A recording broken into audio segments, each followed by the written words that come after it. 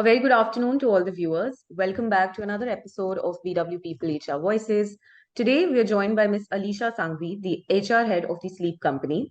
With over 14 years of experience specializing in driving organizational growth through people and culture strategies, Alisha's expertise spans across HR operations, strategic projects, organizational change management, management, and HR digitization. Prior to this, she has held key leadership positions at Zeno Health, Emirates Performance and Filtration Minerals, Think Labs, Blue Sky HR Solutions, and Reliance Retail.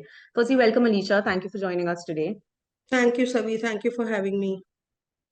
For all the viewers, today's conversation is going to revolve around effective retention strategies in the changing times. Now, Alicia, we know the company's culture, the organization's culture, it plays a very important role in retaining employees. So, according to you, as an HR head of the company, I want to understand what role does the company's culture play in retaining employees, especially when there's a lot of change happening, when there are uncertainties happening. What are your views on this?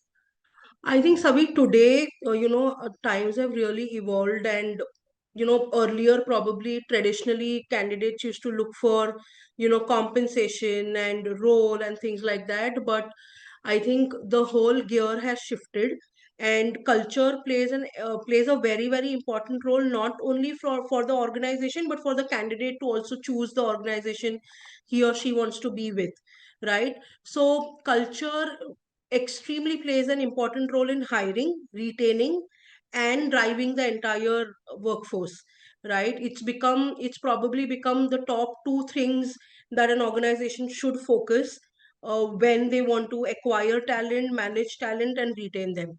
That's how culture is important. So, according to you, how do you think an organization can become an employer of choice, to attract these employees? How do you become an employer of choice? I think a lot of things. It is upon an organization to decide what kind of a culture they want to build. But at TSC, I think we believe in building a culture of freedom, ownership, and at the same time very performance oriented.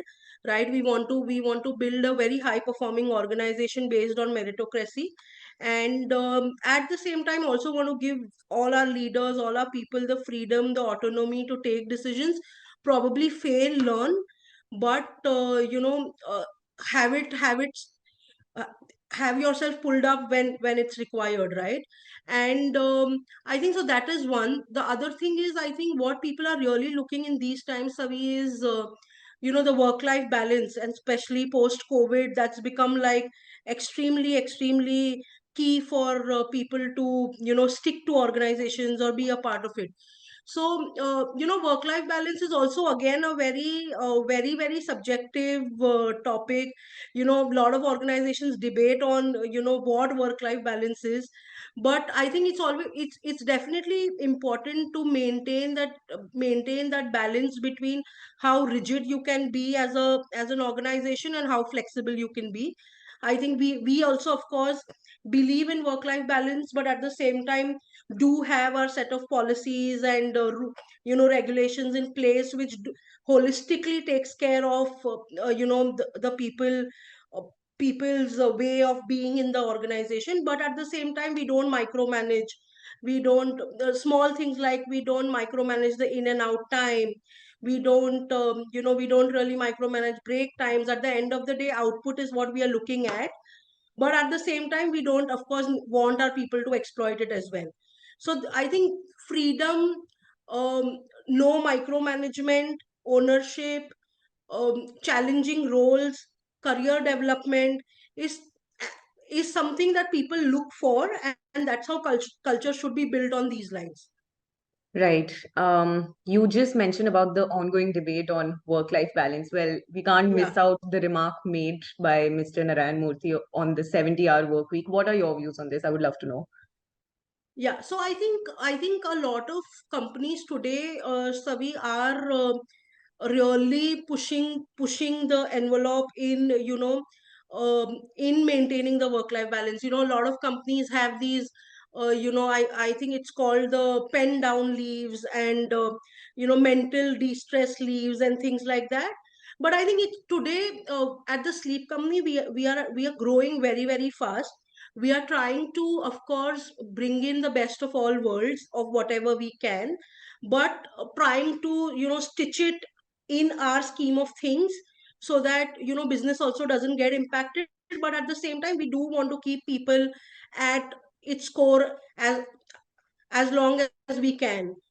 Yeah, but we I don't think we're following all the best practices that may be existing today outside, but trying to imbibe it as much as we can in our culture.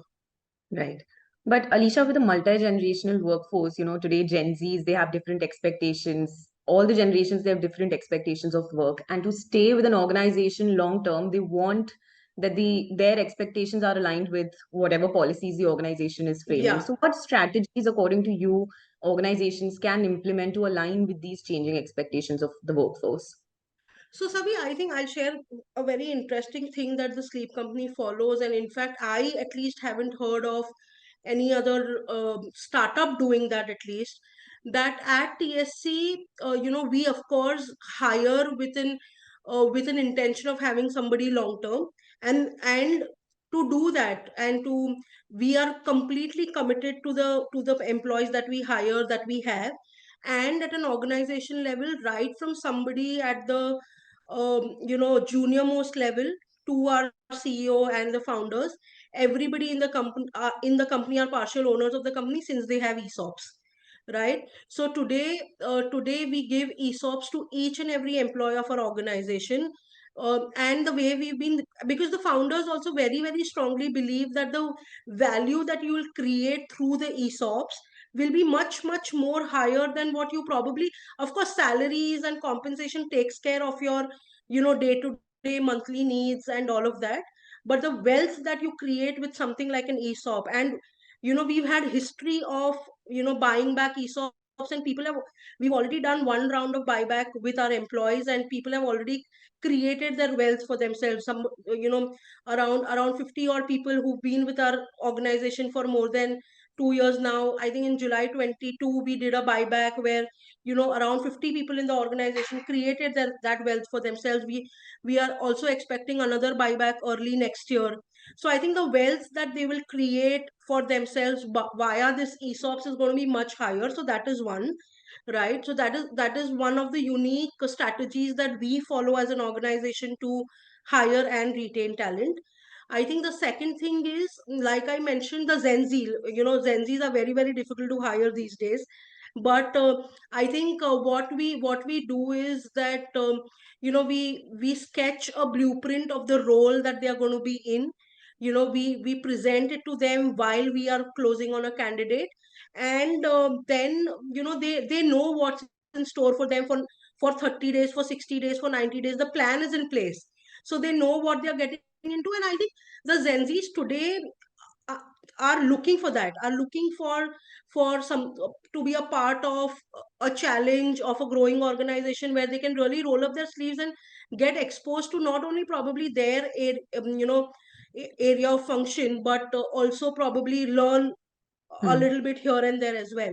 So and the startup always does that for you, right? I mean, you're not always confined by your role. You're open, you are allowed to take up different responsibilities also.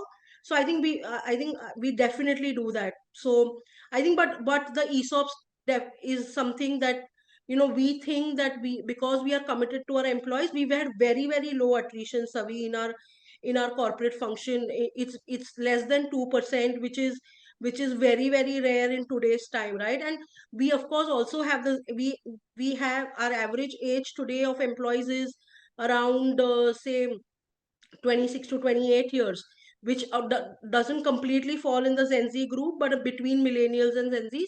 And we've been able to do that. We've been able to give them the value for what they're looking at. Right.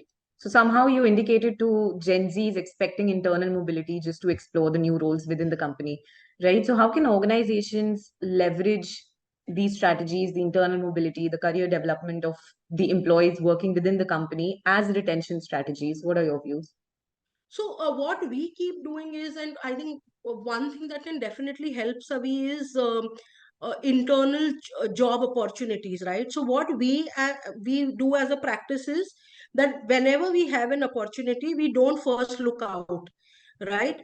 Our main motto is to build talent within, right, within the organization. So what we do is we float these opportunities across the organization, and we also give not only people in the corporate office, we also allow the factory guys to come in and apply for these roles in the corporate office, right?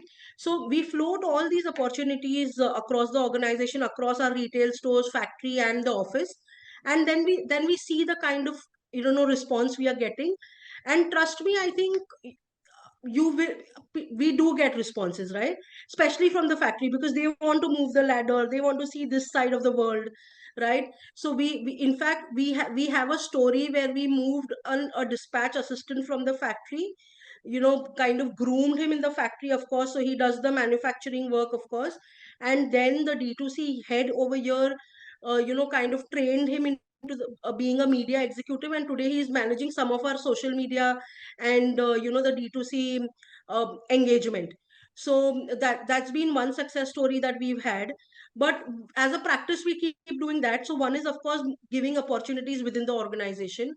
I think second is that you will have to show the career path and the growth trajectory to these guys, right? So I think it's very important for them to know what's in store for them, and to have those expectations set clear, right? Probably not from day one, but at least in continuous performance feedback sessions, or during appraisals.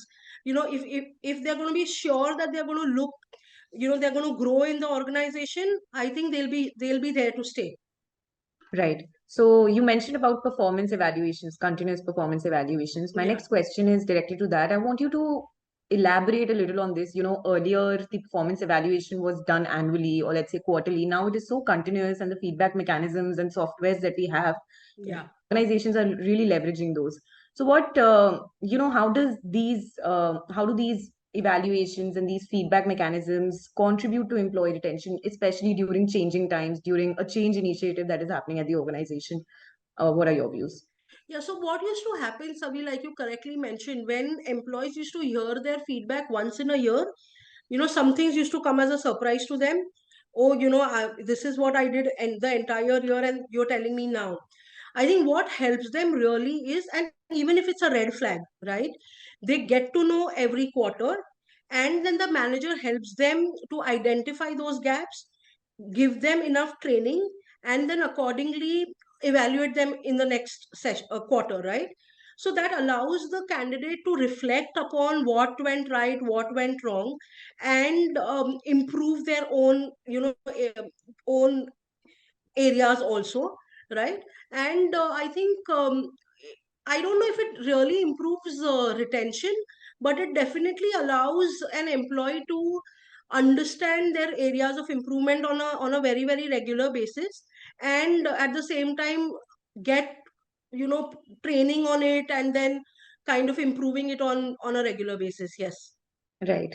But Alicia, technology, as we're seeing, with generative AI coming into the space, with Meta, we have so many collaboration tools, so many new softwares.